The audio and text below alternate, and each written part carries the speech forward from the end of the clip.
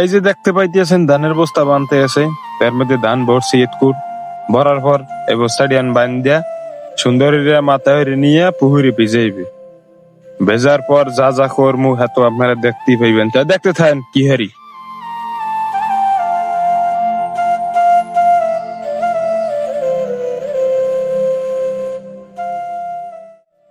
এতক্ষণ ধরে বান্দাবান্দি চলতে আসলে, এখন বান্দাবান্দি কমপ্লিট। এখন মুই জাগাই দিছি বস্তাটা আমার বাহের মাথায়, হে নিয়ে খালি আন পুহির হেলাইবে।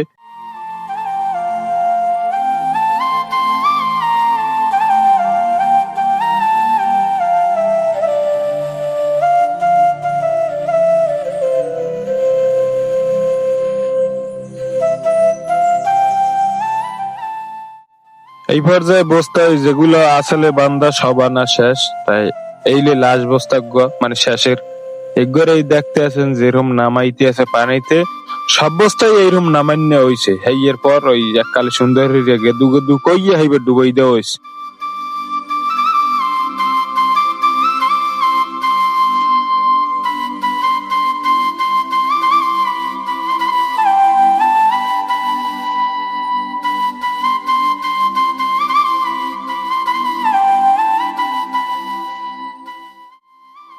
বস্তাগুলো ভিজেই ছিলে বেন্যের সময় 9:30-9টার দিক দিয়ে। এখন রাত বাজে 3টে, তো এই শীতের মধ্যে রাত 3টের দিক দিয়ে কেমন লাগতে পারে, তাই আমরা যারা বাইরে নামতে পারেন হেরাই ব্যাপারটা উপভোগ করতে পারেন। তা এর মধ্যে মোর বাপে নামিয়ে গেছে ঠান্ডা পানির মধ্যে, আডুমান পানি, হে বেটার কাফনি উঠে গেছে ফেরায়। তা এর মধ্যে মুই এই উপরে বইয়ে কোট মোট গায়ে দিয়ে মুই এই দড়িটে ভিজা। এরপর মোর যে পরিমাণে শীত করতে আছে, হ্যাঁ কই আমাকে বুঝাইতে পারবো না। তাই দেখতে থাকেন মোরা এখন কি হারতে আছি আর সামনে কি হরমু।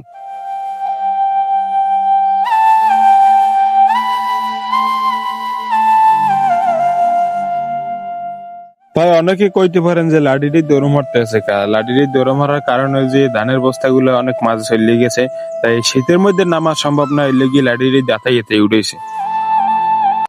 আপনারা তো সবাই দেখছেন এতক্ষণ অনেক কষ্টের বস্তাগুলো উঠে নিয়েছে, হাত পাও ঠান্ডা হয়ে গেছে। তাই এই পর্যায়ে আল্লাহর মগচুলে আগুনও দিয়ে দিছি, ধানগুলো যে দিছি ডঙ্গায় এগুলো আমি দেখাইতে পারলাম না।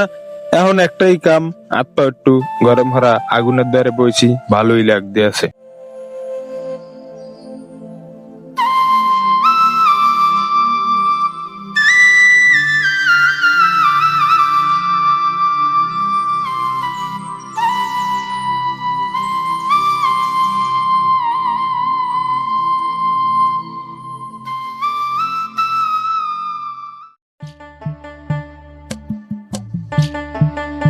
তাই দেখতেছেন ধান হিজিনে শেষ, মোরা এখন রৌদে দিয়েও দিছি ধান, লারা ছাড়াও চলতে আছে।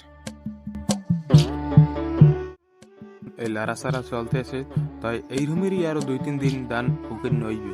হওয়ার পর চাউল বানানোর সময় ভিডিওটা ধারণ করিয়া আমাকে দেখার সুযোগ করে দিমু, আনে লগেই থাকবেন।